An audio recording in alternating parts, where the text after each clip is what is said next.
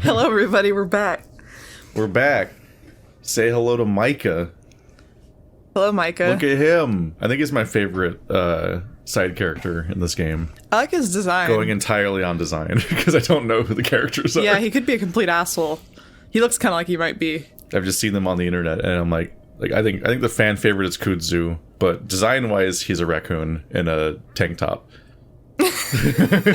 And that's the entirety of his design. Surprise. That's fine. But Mike is neat because he's got this alt shit going on. He almost looks like he has shaved arms so that he can then have tattoos.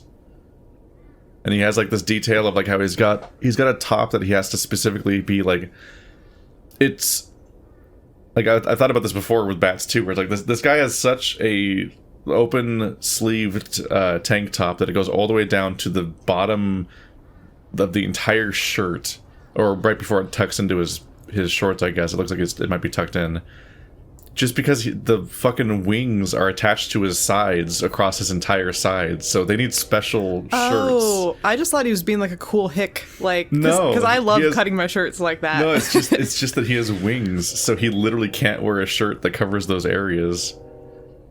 No, like I was trying to think of a bat design, and I was like, you pretty much need to wear like this type of specific shirt, or you need like ponchos. Like everyone just wears ponchos that they just hang over their neck to like simulate shirtness, because you can't like actually wear anything that would go in your arms, because he just has like these membranes attaching his entire sides to his entire arms, and how cumbersome that would be. Oh, he's got lots of membranes, and he probably can't even fly. So it's not even, I don't imagine it's especially helpful. It makes me wonder if people in this universe would surgically remove their wings. That seems like that would be the most convenient, but then you're gonna get all these like purists that are like, it's a part of our culture, you can't get rid of it. It's vestigial now, but like, there's probably a whole in-universe debate about whether or not it's erasure or ethical or it's like circumcision, but for bats, where they cut off their wings at birth. About just the wings and whether or not they're worth keeping and so on. Probably similar stuff with the horns. Yeah. It's all along the lines with like that horrible lion mayor that only shows up in one chapter in the entirety of Beastars and never again. He's so fucking creepy. He has like surgically altered eyes to make him look more like an herbivore, and he has like human teeth instead, it's so instead gross. of fangs. I hate it so much. He's a horror. For being the mayor, you'd think he'd come up more. You never see him again, not even in the manga. No, just bizarre. Just the concept of him is enough to make you understand something. You're like, oh, I get it. For such an important character, he's in one scene. It's very strange. But I like thinking about this stuff. And there's an artist I know about that we're on Twitter, Rosefix, who draws a lot of like weasels and rats and skunks and things. And like I think I've shown you there before too, where like they specifically have characters that have like they shave chunks of their fur off to have tattoos under that fur. I love that idea. And then they can like selectively grow the fur back in, like to go to have like a job interview, and then shave it again when they're not dealing with that stuff. And like they'll often like they can like sometimes they'll have like a spiral shave down their arm, where it's like alternating between fur and skin, like which reveals different amounts of like their tattoos underneath and like all these details. It's like you can have a lot of fun with character mods in this universe, and you can think about specific body mods that would be completely unique to that setting that humans can't have, like horn piercings. Yeah, no, I love rings. I love that whole look. I was thinking about like the potential of like having a character that has cold branding. Yeah. Which is the thing that you do to make the fur not grow in. It makes their fur turn white. Oh yeah, that's what it is. It's instead because you already have brands, obviously, which is like scars, but you could also have cold branding, which is you hit them with such a brand that's so cold that it damages their hair follicles, and it's still the hair still grows in, but it grows in white. That's trippy that happens like that. And it's like people would probably do that if they were covered in fur. There'd be some people that like they get fucking fur tattoos. I fucking would. These white brands. And there's the douche that has like the white cold branded tribal tattoo armband. And he's stuck with it forever. What about the cold brand face tattoo? Oh no. What about like I bet you get like elephants and rhinos and stuff that get like scrimshaw fundamentally, where they just get their horns like carved in with like that, like what scrimshaw used to be, where they would like carve like patterns and things. Yeah, into like whale bones and stuff. You know, it's like an old like sailor art. Oh yeah, I've definitely seen art of elephants that have their tusks are like covered in carvings. Yeah. See. That's all like a really neat idea. Look how much fun and creative this is, everyone. You can go in deep. It's just fun to design characters. I also wonder what his shirt says. Because he's got a weeb shirt. It's not a weeb shirt. Oh, is that a metal shirt? It looks like a metal shirt. Yeah, I was gonna say it looks like shirt. metal writing. Or like the pink background makes me think it's in Chinese. I don't think so.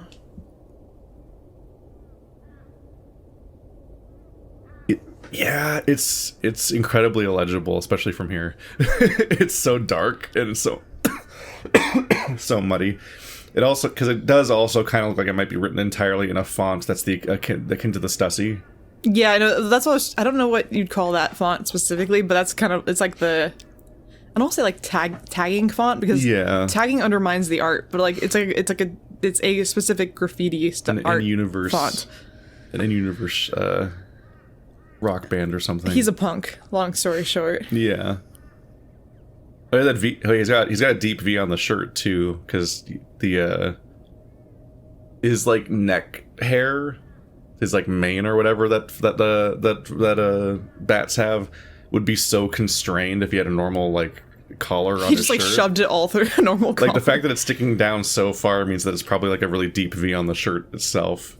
It's like there's so many pieces cut out of this shirt that most of it's like left behind. Do you even need a shirt at that point? You just wear like a bandeau. It's a formality. Just cover your man nips. Like in order to wear clothes, he basically has to go around wearing like that thing you put on for races, like for marathons, that just has your number on it. Oh, just like it's just the thing hanging over the front, and that's all we got. Also, the choice of like the specific kind of like booty gym shorts, like look how short they are.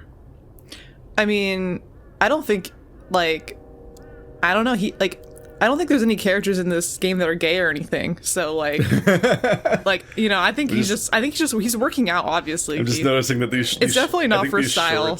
He's just working out. Okay, it's not even that they don't reach the knee. I think the majority of the above the knee territory is uncovered. They sell. Okay, I don't know if those are the same ones, but they sell those for military surplus, and they're called Madame Melters.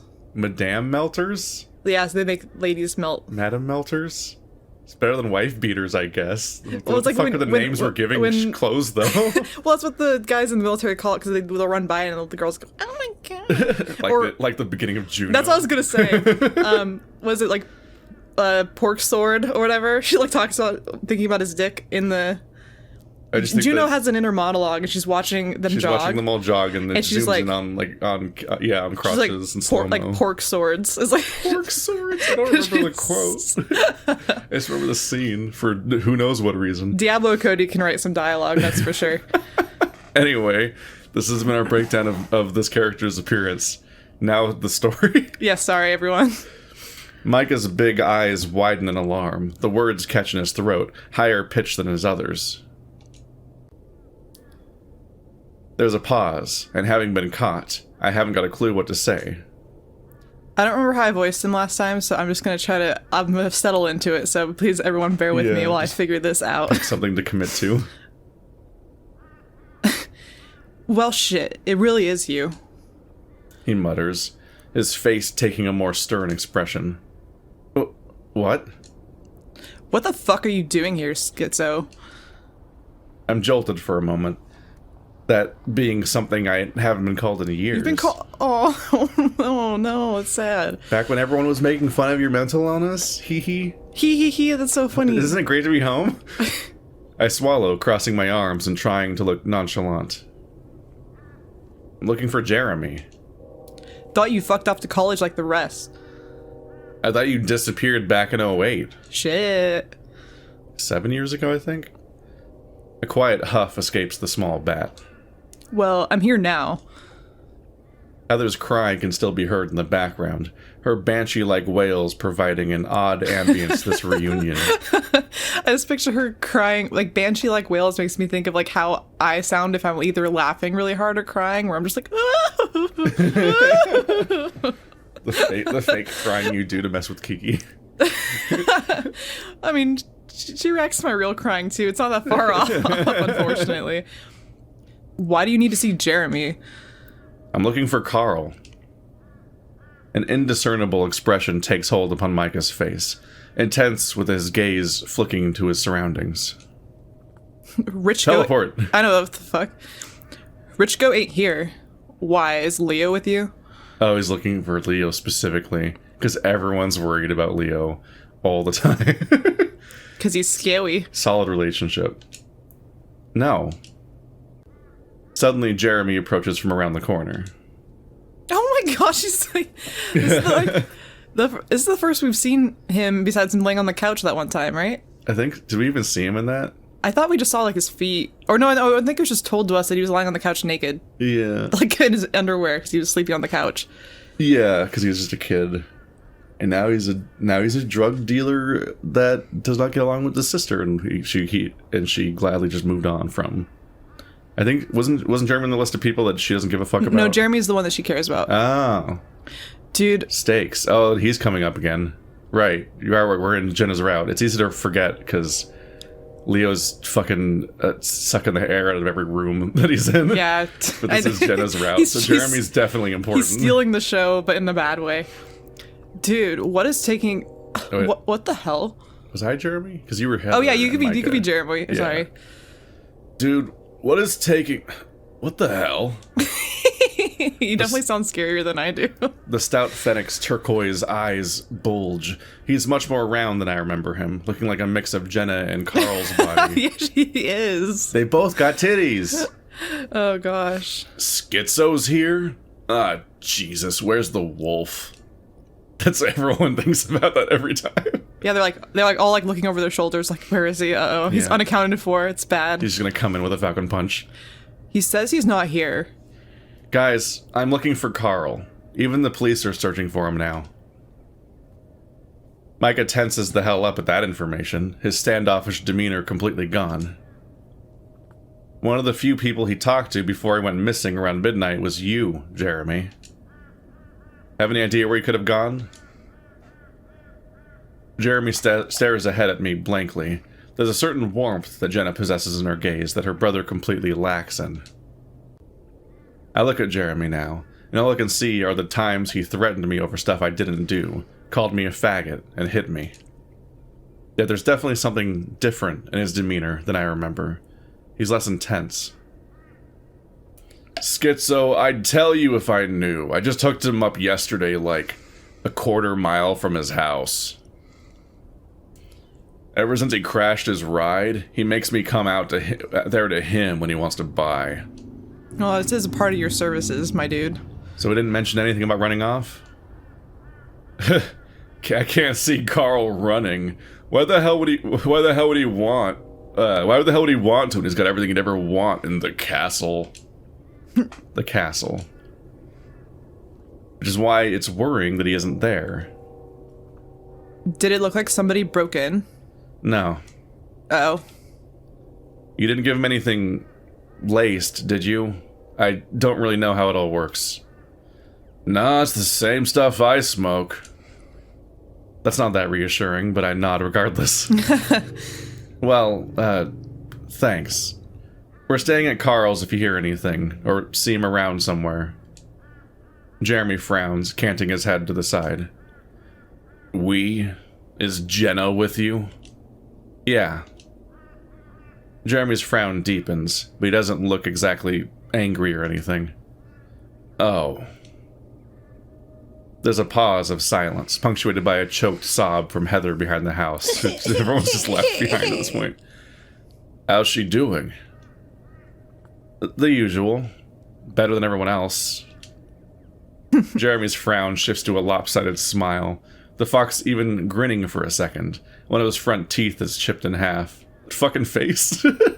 He's like, if he wasn't such a jerk, he's kind of cute, like in a goofy way. That's a good smile. Yeah. Look at that fucking face. Sounds about right. Michael looks over his shoulder. Gonna get that joint now. He sidesteps, grunting as he passes. Nice soul patch, fag. Snap back. Let's go. Let's go. You've got a glass house here, stone thrower. I've got a lot of stones. Now fuck off. Who the hell is this neon sign fuck me of a bat to treat me like this? Honestly, though, Chase, the soul patch is pretty fucking stupid. I liked him better when he was just a tiny, annoying klepto. So he's apparently has a tendency to steal. But I liked him even more when he was in the back of the milk cart. Whoa! Oh, damn. You should have said that. Holy Chase. You should have said Chase. that. You would have kicked his ass in that argument. But I liked him even more when he was on the back of a milk carton. Oh my god. What a fucking line. It's more excusable now that we know that he ran away and not that he was kidnapped. Yeah, no, because that would change that a little bit. But Oh my fucking god. Jeremy watches Micah for a moment before scratching his gut. His eye is upon me now. Yeah, you should go now? Of course, gladly. I look around at my surroundings. I'll let Jenna know you're doing just great here. Eat shit, don't come back. Jeremy just stares at me until I begin to walk away, then goes back to Heather. She's still crying. Oh, that's the end of the day, apparently. So well, I we guess did not find Carl Nope, today. we didn't find shit. Yeah, it's interesting. They Ooh, what the fuck? What the fuck? We're getting some spooky shit again.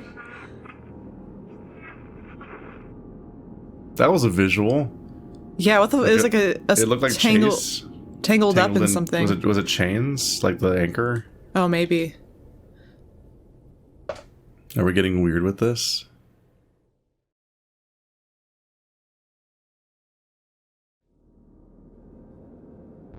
Yeah, it's Yeah. there's literally an anchor down there too. That's unique art. Hello, other me.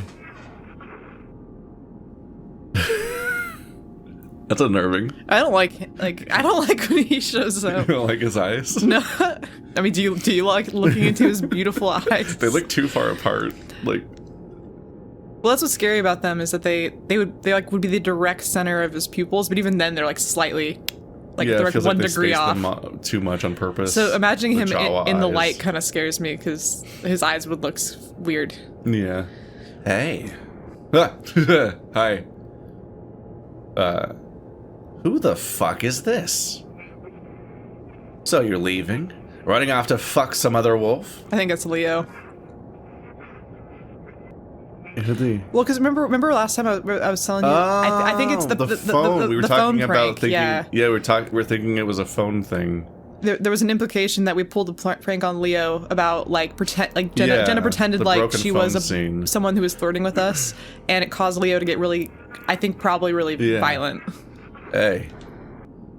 Who the fuck is this? So you're leaving? Running off to fuck some other wolf? It's a joke. Calm down. We were just trying to have some fun. I was starting to realize that this probably wasn't the best time, but... So you're playing the stupid game of keeping me guessing whether or not you're gonna ditch me by next year? And you pulled this shit? Outside. The hell is wrong with you? Me? You know, I told her there was no way in hell you'd fall for this, since you already know how I felt about you. I'm the one that should be fucking offended that you'd think that. That's not fair. You wanted a reaction from me, and you got one. Happy? What's wrong? Oh, third person? This was your idea. The phone clutched in the hand disappears. It's a prank. Making me think I just lost my otter is a prank? If this is a fucking joke, then you need to learn how to make one first. I think this is Jenna. His eyes turn green on these lines. Why don't you learn how to take one? How was I supposed to take that? Just laugh and shrug and say, well, fuck, so much for that. Is that what you expected? Actually, we just thought you wouldn't fall for it, at least not this hard. I mean, come on. I cropped that from the cover of some teen magazine. It was my number 2, if you didn't notice. It just wasn't a good time, all right? No. No. What the hell are you doing here anyway?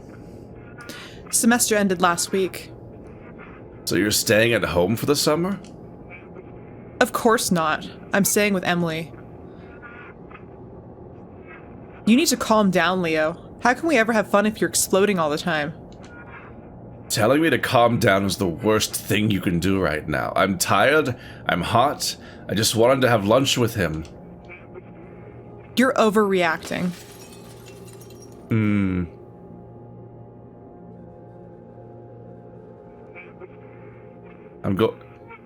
going to Pueblo, Leo. Ooh. Because she was gone for a year and came back for the summer, a year before Chase went to school. Yeah, I think. so that's you're. So it's before Chase left. That helped you decide. That helped Chase decide to go to college. This is the prank that they're mad about, which they foreshadowed at the beginning of last day starting. I think they had a preview of it, and then they mentioned it once. They didn't. I mean, they mentioned it happened a while ago, back when Chase Leo broke the phone. Yeah, I mean, like the people themselves mentioned it, but they also showed us a glimpse of this prank when they showed us the phone at the beginning of the day. Yeah, with the fake messages in a on it. Flash.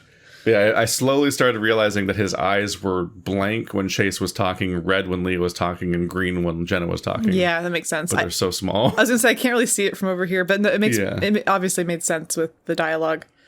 Yeah. Well.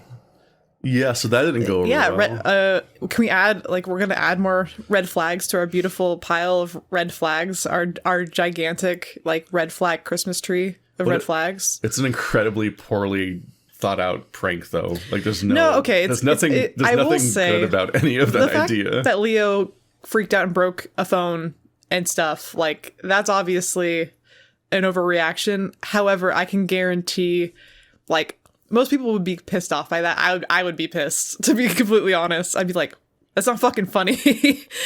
Yeah, you set up a fake cheating scandal essentially.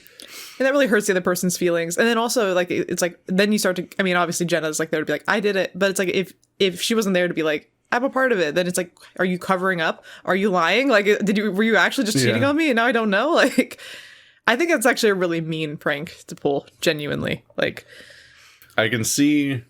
definitely seeing why in the recommended order I was given by the people that I trust, that these two playthroughs are grouped together. Leo then Jenna. Mm-hmm. A lot of people disagree.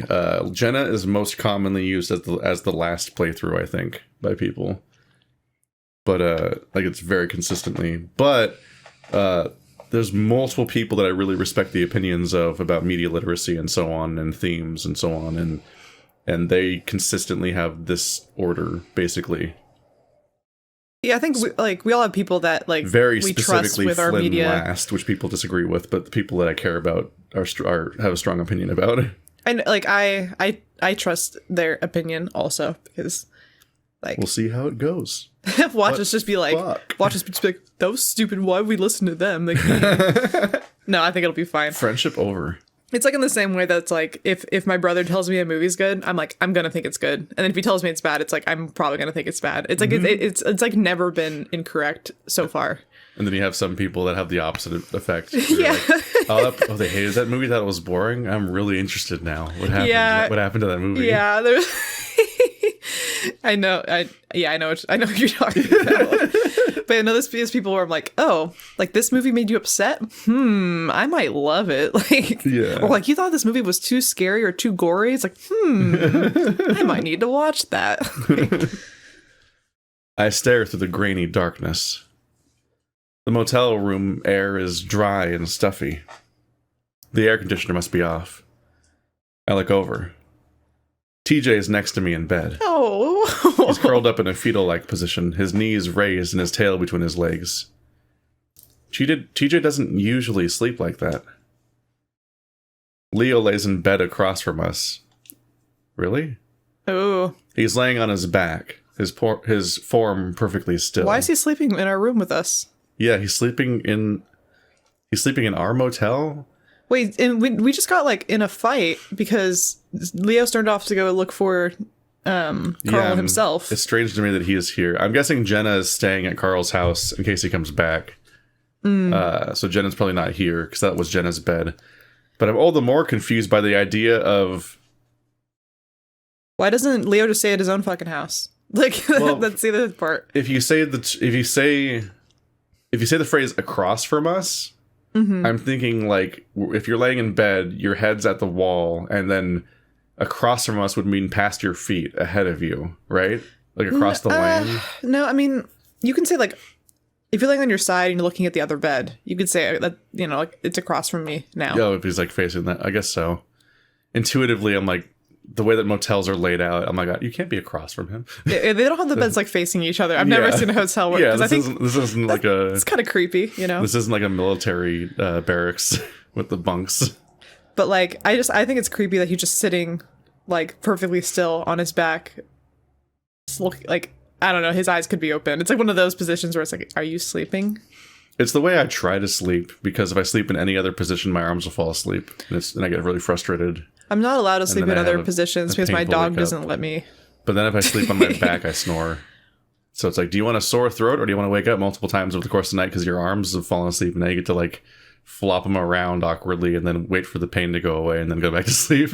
You should get one of those mouth things for sleep apnea. Like just little mouth guards that hold your jaw apart so you don't snore. I thought you went the full on. Like, no, not the CPAP machine. Not the CPAP. You might be able to avoid it by just getting the mouth guard first. It's like, would you like the slight body horror nightmare? I grind my teeth like a motherfucker, so it's like I have to wear a mouth guard now. He's laying on his back, his form perfectly still. There are no covers on him, and he's still in his jeans from yesterday. Neither of them are snoring. Or even audibly breathing, for that matter. I wonder if TJ's, like, curled up like that because he's scared because Leo's in the room. Like, it's making him tense. I think we're not awake. Oh, yeah? Oh, yeah, we always you're right. We always have fucking... Yeah. Anytime Chase is asleep, quote, quote. Yeah, every time like, he wakes up, I'm always suspicious of whether or not he actually woke up. And the fact that they're not breathing audibly, and Leo's here in a way that doesn't entirely... We're not entirely sure about whether or not it makes sense. But... that I can throw that detail away, but the fact that they're not audibly breathing and TJ doesn't normally sleep like that just are like I feel like we're building towards some bullshit because it keeps happening. You're probably right. I should think like that. It takes me a moment, but I can't actually tell if Leo's eyes are closed or not. It's fucking creepy. I picture it in my mind, him slowly turning his head, looking right at me with no expression. He has no eyes, they're just shadows. I blink, trying to shift my legs beneath the sheets. Fortunately, I can. I'm not dreaming anymore. Leo isn't actually looking at me. Why did I even think that? And why does it make me so unnerved? Because anyone staring at you, like, with a blank face, like, as soon as you wake up is, like, fucking weird. I've been watching you sleep, just like how I've been staring in your general direction for the last 3 years. You smell so good when you're asleep. You smell different when you're awake. Yeah, that's it. That's the one, yeah. And that dream. Jesus. I slide my feet out from under the covers and sit upright on the edge of the bed. Maybe a splash of water will make me feel better, though I could really use a dip in an actual pool. Poor Otter. At Pueblo, there's so many of them around. I take it all for granted. The realization dawns on me that once I graduate, the chances of me being able to afford a place with one nearby are almost none. Aww. You can't just live next to a place that has a body of water around, like yeah, like a lake or like a community pool or something. I'm just thinking about the coding that I got into before. Because I commented before on the idea that, like, if you talk about the queer coding, he's specifically stuck in a homophobic town, and that extends to him being an otter and there being no sources of water nearby, and the only source of water that is nearby has trauma attached to it, so he doesn't let himself go there. So are you implying that, like, more affluent places are more accepting of homosexuality? Well, he's literally in college. Yeah. Where a lot of experimentation happens, and so college is full of pools. But then once he graduates from college, it's going to be hard to find. No, I mean pools. that's honestly true. Like he's not going to be going back to Echo where there's no water anywhere. But it's once he graduates college, it's going to be hard to find pools. Might have to install like a pool app. Go find local pools in my area, you know. Wow, there's one 500 feet away from me. I was just noticing that it like extended the comparison. I also find it interesting because I'm trying to. So we've got this thing colored a bit by the fact that we started with Route 65, and that Route 65 introduced this idea of how much he was jonesing for water, and that. I'm trying to remember how much of Howley's writing actually brings this up. It definitely comes up to some extent in the intro leading up to him getting in the water. But I feel like his constant desire to go in water doesn't come up much after the choice happens, like the route choice. Because I don't really remember it coming up in Leo or Carl's routes. I mean, it definitely did. Because like he like, I forgot like what route it was, but I feel like he talked about water a lot. I'm trying to remember, because I know it happened in Route 65, I'm pretty sure, and I think it happened before we chose a person to follow. Because we went through the whole carnival part was before that, and the part with the fight at the river, and the part where he gets in the water and has the painting of him in the water and everything. I'm trying to remember how much it did and didn't come up before in the other routes. It came up enough for us to speak to it consistently. Like, it's come up, I want to say at least like 3 different times. Yeah. I'm just thinking about the timing of it. Specifically because I'm kind of wondering if it was like... It's interesting to think about the intentionality of metaphor and like how much they were put there on purpose versus being a natural conclusion of just a thing that was just there. I'm just curious because... What is it? Because McSkinney wrote Jenna and Flynn and Route 65.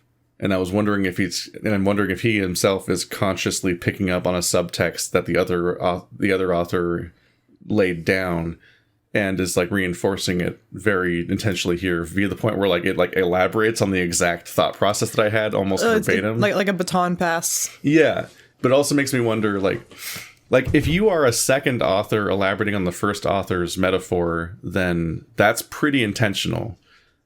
But I don't know if the first author was doing it on purpose or not.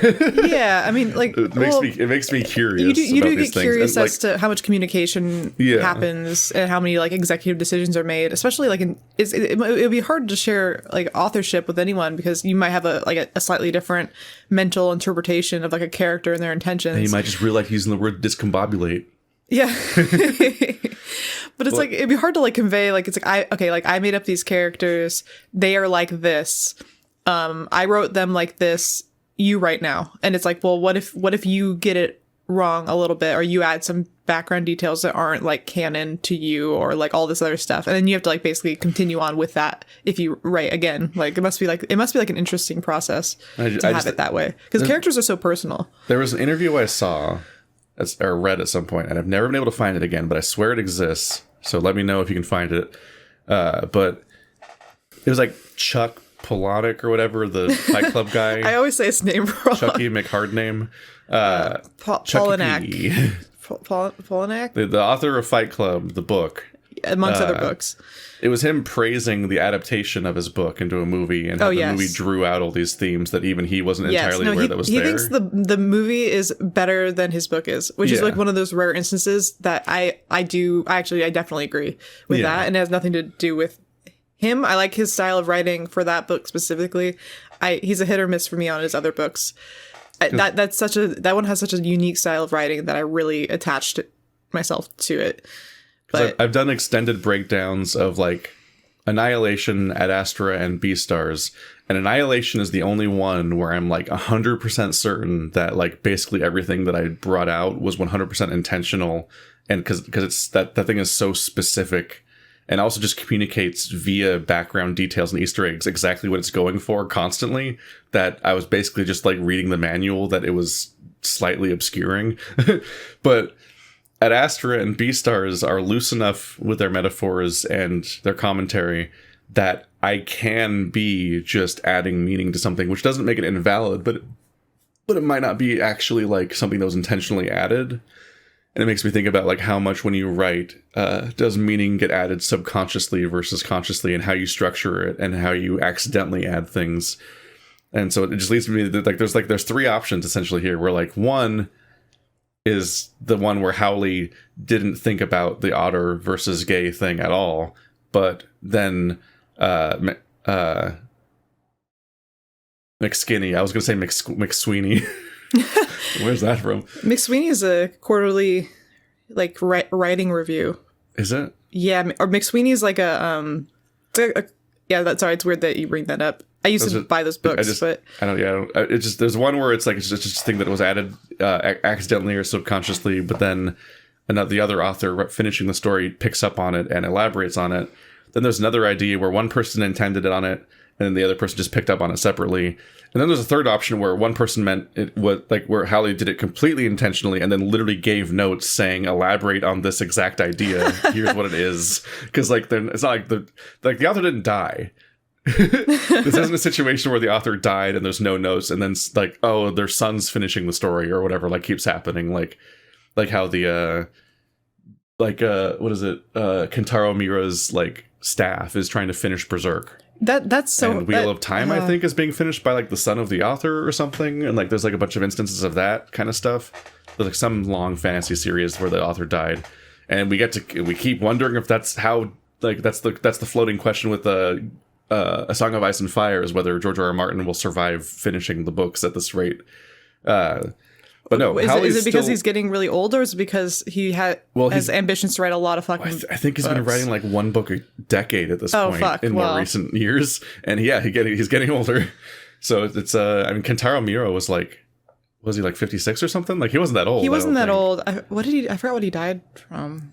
And then like the Yu-Gi-Oh guy just died. People just die. People die. Well, I don't know. Was Yu-Gi-Oh continuing? Like no, that was just a not related comment, I guess. But like Howley is still around, so like even though he's not writing, he didn't write the rest of the series. I think he still like gives notes, and so it just makes me curious about these specific things. But I'm here. I am just vamping about the idea instead of just asking. Well, yeah, I mean, you definitely, but don't you like that mystery? It's fun. I did just directly ask McSkinny if it was a Fox in the Stable reference, and it was. He just said yes. I like how that's important enough to ask about, but not, well, that's a direct reference as opposed to like, oh, what does it mean?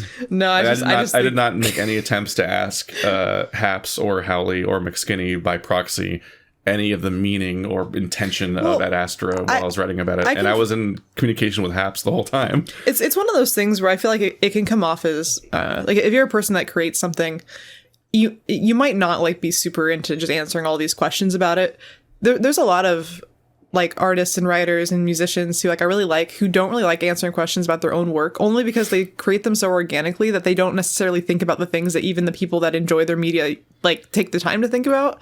And so like they're like, you know, like fuck, I never thought of it that way. And so it just gets to be kind of like this, like we'll have to come up with a cool answer to this. There's also an element of like, I'm invested in what the intention of the author was, and I find that interesting, and I would like to decode that.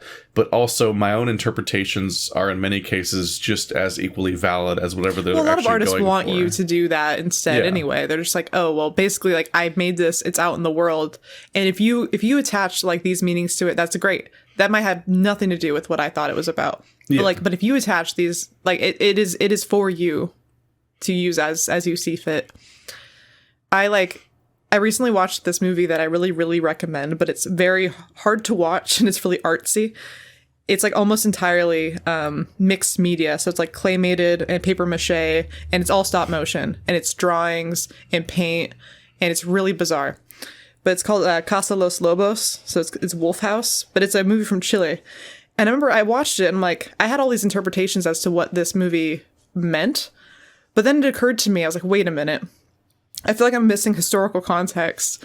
And I look into it, and it's completely about a very, very specific event where there was a German, like post-World War II, there was like a colony of Germans basically who had their own, like basically a concentration camp in Chile where they were doing horrible, horrible, horrible things. It's actually really interesting in a fucked up way if you want to look into it, historically at least. But I was like, okay. But if you're watching it without that context, you're like, the imagery of the wolf means all these things to you, and you think of it this way. And I had my own interpretation, but I was like, just out of curiosity, I'm gonna like look into this. Completely off, because I had, obviously I don't know anything about Chilean history, but I definitely learned something that day. But I think my interpretation and my enjoyment of the film was like almost a separate, equally as valuable, like, like that is valuable also. Well, there's also an entire legacy of authors writing about a historical event, but they're not actually writing about that historical event. Yeah, where like they're just using the historical. Like this one was like I caught it because I'm like, okay, I feel like this. Like is... even though you found out that it's actually about this historical thing, it could also not actually be about that. It could be using that to communicate a different idea. Yeah, like how Camus wrote an entire book about a plague that's actually about Nazis, and how what's his name wrote The Crucible, which is not about witches. No, it's about McCarthyism. Well, this one I think what is definitely about that, because it not at any point mentions anything about that actual event. It takes place in a house with a girl and a wolf, basically, and a couple pigs that she adopts as her own children. It's really interesting and fucked up. It's really spooky. I wouldn't suggest watching it. Straw and sticks and bricks. Yeah, they make references to that a little bit, but I thought it had to do with like sexual abuse, or like there's like this like motherhood aspect to it. It had all these ideas and thoughts about it, but it not at any point mentioned this horrible, horrific event. So that's why I think it's definitely about that, because the people who made it are like, yeah, no, it's about that.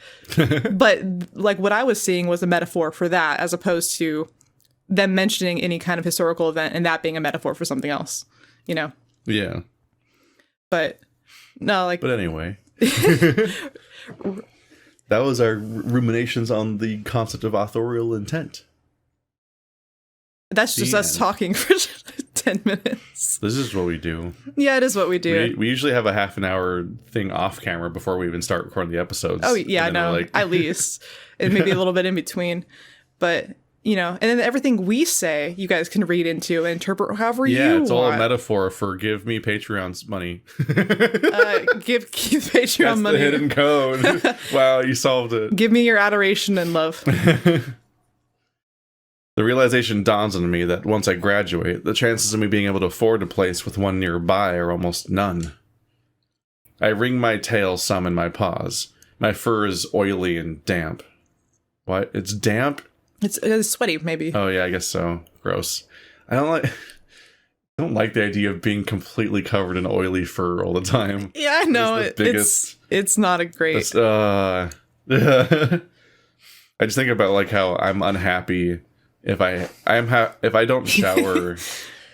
Not even if I don't shower, but if I don't like have like soap for my hair, then like my hair just feels bad all day, and I think about it all the time. So like being an oil monster your whole life. Yeah, no, definitely having greasy hair feels really bad, and just having that over your entire body would just not be a great time. I'm designed for swimming. I'll definitely need to take a shower in the morning. Hell, if the motel tub doesn't look like it had seen 20 years worth of dirty feet, piss, and cum, I'd take a bath. Jesus. But first, I've got to get that AC going. Oh, we're just primed for something to happen in this dark. This just barely. What a specific. The contrast is so good where you can just barely see anything. Which means that everyone watching this on their phones with their fucked up contrast, it's like, I don't see anything. There's a visual. It's like move the cursor to where this is barely visible. Yeah. It looks like a brightness calibration screen. Yeah. I walk over to the wall-mounted AC by the window. I'm surprised this place doesn't use swamp coolers like every other home in Echo. Dude, swamp coolers fucking suck. They suck. Remember we went to was it the last place Pismo? The last place my mom lived in had a swamp cooler, and we complained about it the whole time. It was just bad every day. We went to Pismo with your mom, and we got that hotel that had the swamp cooler. We were like, how does this fucking bad. Why is it not doing anything? It doesn't even feel like a thing. It takes a second for my eyes to adjust to the darkness, but I managed to find and turn the control knobs. Despite cranking the thing to max setting, only a petty stream of air is exuded from the front vents. Ugh. It is cold, though, so there's that. I stick my face up to it, the blowing air on my whiskers making my jowls raise instinctively. It's refreshing, and the world seems a little less hazy. Still, I feel gross, more so than usual.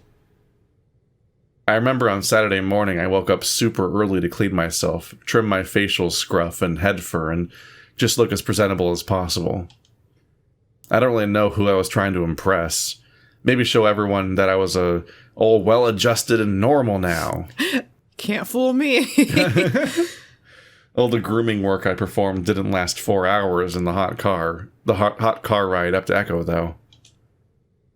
Especially when the AC went out all the way from Gulch City to Route 93. I was nervous to see everyone again, really. Rose-tinted glasses and all that sort of thing will only last so long. I mean, it's been 3 years, and I haven't really made anything of myself other than becoming another college debtor to an oversaturated major. I'm not like Jenna or TJ, who are absolutely going places. Hell, from what I heard, even Flynn became the city clerk. The city's in great hands. It'll last. He has a strong future of having a job for the next 2 days. Oh yeah. Before this place gets Raccoon City'd. Oh, I didn't think about that. I didn't think about the fact that Flynn might be out of a job. Oh no, Flynn's fucked. Yeah. The saddest thing about fucking... It's so sad that in Leo's campaign, even in the good ending, he was still here.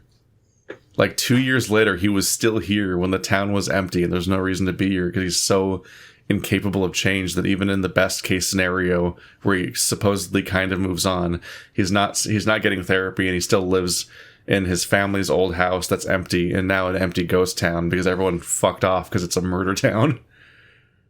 Leo, no. What a scary... Like, I don't like that. No. What a scary thought. What happens when there's, like, nobody lives there anymore? How are you... No one will be there to give him his TV dinners. Yeah, how are you getting your TV dinners? You see, Chula, you need to microwave it for precisely 93 seconds. That's when it's, like... That's when the chicken nuggets are crispy enough, yep. And then the mashed potatoes are, like, not too soggy. It's like, it's horrible. You can't microwave them all. You have to pierce the film with a fork. If you use a knife, then it lets too much steam out. I'm an expert. I add a little bit of extra salt at the end to add a culinary flair. You gotta drain the mashed potato water. Oh, so gross. Keith, why are you reminding me of this? I hate this so much. I would have, like I said, I would have left immediately. I would have walked to the desert of Echo. I would have just been like, okay, bye, fuck off. Like, I'm never talking to you again. It's the difficulty of these stories is that when you deal with these characters, you want to try to hold all of it in your mind at once. And, like, just the mess of, like when in the background of all of Leo's behavior, you're thinking about what he's doing, but there's also the fact, like, yeah, there's the prank scenario that happened, and then there's the fucking hole in his wall. From Keep adding more things to the shopping cart. There's the bad memories for Leo. There's the otter porn. The gun on the bedside table. The gun by his bed. And just sad. The thing about the liberals in college. Sad, lonely dinners. These all inform what he's up to. You just know that every day you see Leo in this game, if you spend the night with him, you know he's going home and having a TV dinner on his couch. Like, that's canonically what he's up to for that week. And it's just like, oh, this poor man. No, he did this to himself. He needs to just leave. He has a problem. I guess I relate more to Carl than I originally thought. As much as I hate Echo, the moments of hanging with the group growing up are still some of the best I've ever had. Even counting recent college happenings. We were all friends, but that friendship came with a lot of serious weight to it. Baggage that was never unpacked, I guess. I didn't honestly expect us to even try to. Flynn had other plans. And who could blame him? After that, Leo's freak out and Carl going missing, any sort of semblance of fun, idle spring break is gone. It's like there's this buzzing tension in the air, methane filling up a room and just waiting for the lighting of a match. God. And here I am, whinging You're complaining and your mouth is moving. That's whinging. Whinging about how the mood is ruined by my old best friend is just... Whinging about how the mood is ruined when my old best friend is just fucking gone. What the hell was I honestly expecting? Us to all just hang up a bunch of Christmas lights in Leo's backyard, grill up some carne asada, and get drunk, and dance to a bunch of indie playlists? That sounds nice. That does sound nice. Why didn't you guys just do that? It also implies that cooking would happen at Leo's house. Yeah, does he still know how to cook after all those TV dinners? Did he forget? He just fries up a TV dinner on a grill. It's a carne asada hungry boy. He opens it, pours the contents out onto a grill, and then grills it. No. And of course, I'd fantasized about some sort of brief reunion with Leo. I mean, that's natural, right? What I didn't expect was this whole thing with Jenna. I'm still sorting out how I feel about it all. I glanced briefly to my camera bags at the end of my bed.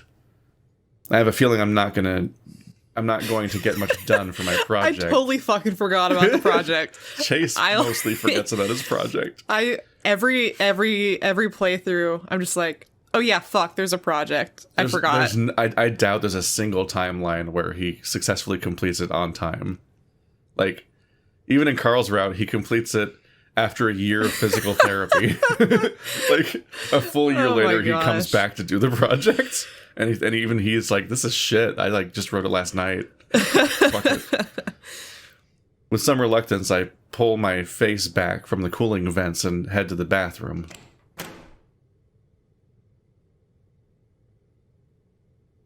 What? What? No. What? This is a house bathroom. This isn't a motel bathroom. I can't accept this as a motel bathroom. This is just a house. This could be a motel bathroom. It's got motel towels, but this is the nicest bathroom I've seen in a motel, and this is supposed to be the shitty cum bathroom. In a motel, maybe.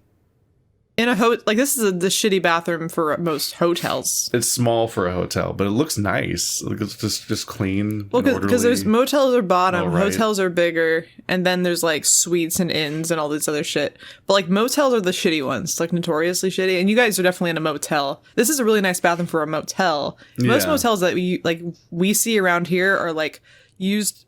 Like hourly rates for like fucking or using drugs. Yeah. And that's exactly the kind of hotel you guys are at, or motel. Yeah, no, this is not, it's not just any motel, it's an echo motel. And then they give us this. I'm like, wait, this is nice. The fuck? It's actually... He was just complaining about the shower, and I'm like, Maybe the lady who like works here to like clean up the rooms is like takes really a lot of pride. Yeah. She's trying to make the place as nice as she can, all things considered, and I respect her for that. If it's been decades of cum, then the cum's been pretty uniform. He just makes a whole mat on the floor. It's a cum finish. Oh, it's like a nice gloss on the tub there. A furnished glaze. I try to shut the door behind me quietly, but it's still pretty loud. Ka-kunk. I look at the sink and realize there's no sink in here. You can't trick me. You know, you're right. It has to be a house bathroom because they don't have a fucking sink. Well, the sink. No, wait, no, hold on. There's no way it's behind the door. In motels, the sinks are usually outside of the bathroom. Yeah. Okay, so it still could be canonically a motel bathroom. Yeah, it's just the usual thing where you have to accept that the visuals don't actually represent the what's being said necessarily. Yeah. I look at the sink and realize it isn't going to cut it. I tug off my shirt and underwear and place them on the edge of the counter.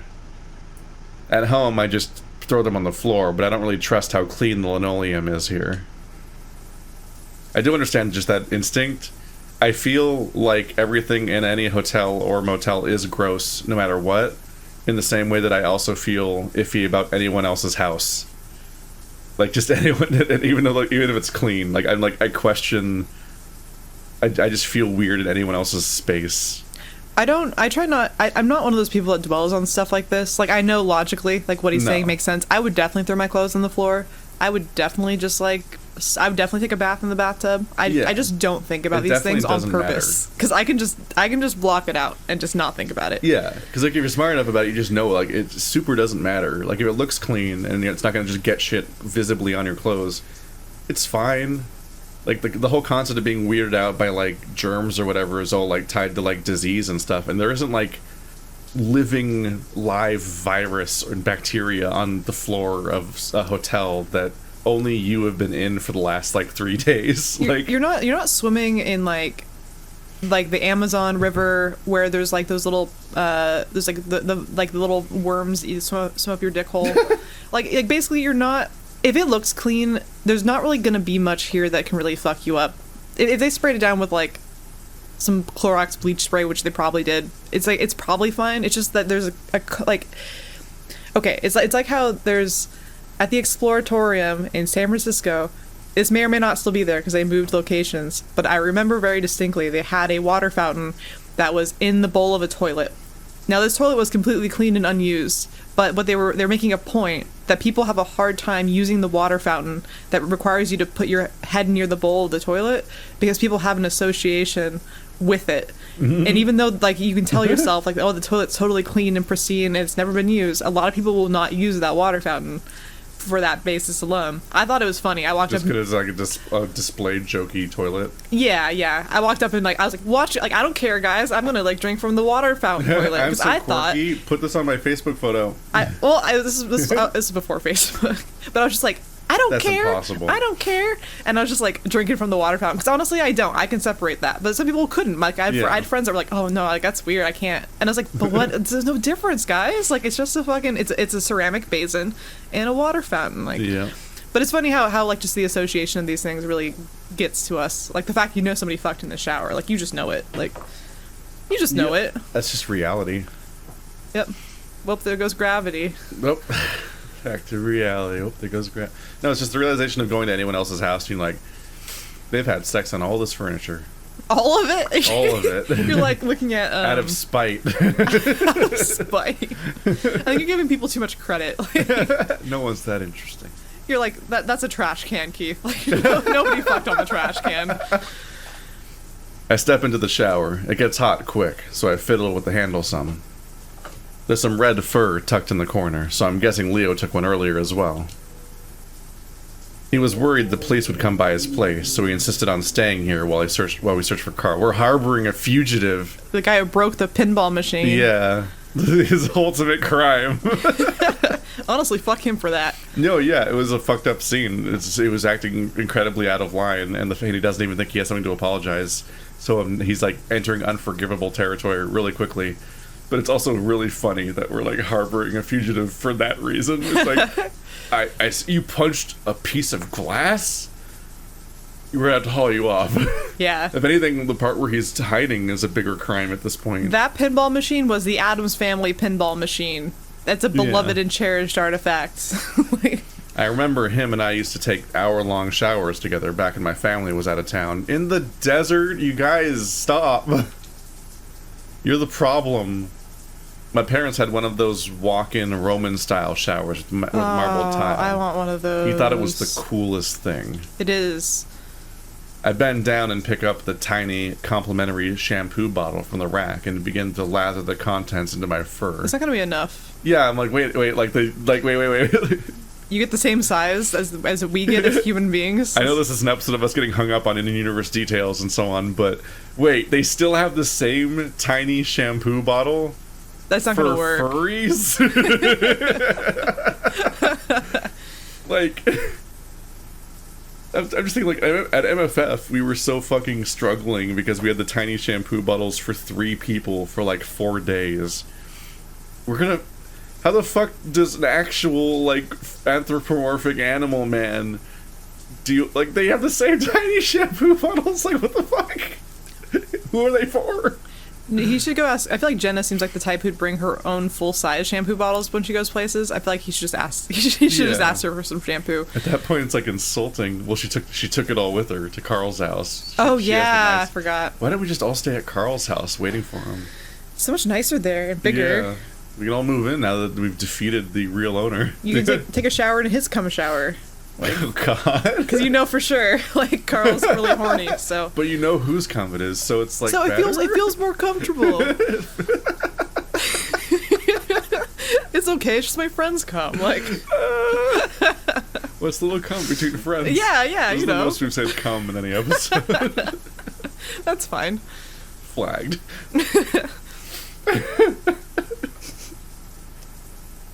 Oh. No. My joystick wandered off. It's not exactly the best for specifically my type of fur, but it'll work for now. I bet Jenna would have loved that shower. She had to use an outdoor one for most of her life, as I recall. Oh God. I think she lives off campus now in a studio apartment she picked out. I've never actually seen it. She probably splurged with her full ride money and got something really nice. Bet it beats the hell out of communal dorm showers, which are not as sexy as porn makes you believe. I begin lathering further down, and the mental image of Jenna's golden form, slick with water, sticks in my head. I cup myself, squeezing a bit. I'm starting to get hard. It's his cum shower now. It's my turn. The smooth pink flesh is a sharp contrast from the rest of my fur, and I quickly cover it with my paw to keep it from the hot water. Jenna's seen me naked plenty of times, but mostly as a kid, and never stiff and ready quite like this. My heart thuds a little harder in my chest. I close my eyes, hoisting my arm up against the shower wall and resting my forehead against it. I can't believe I'm doing this right now, with everything going on. Maybe I'll feel better afterwards. Jenna has that effect on people, after all. I feel myself smiling a bit, swaying my tail as I begin to pump away. Well, how's your Thursday morning?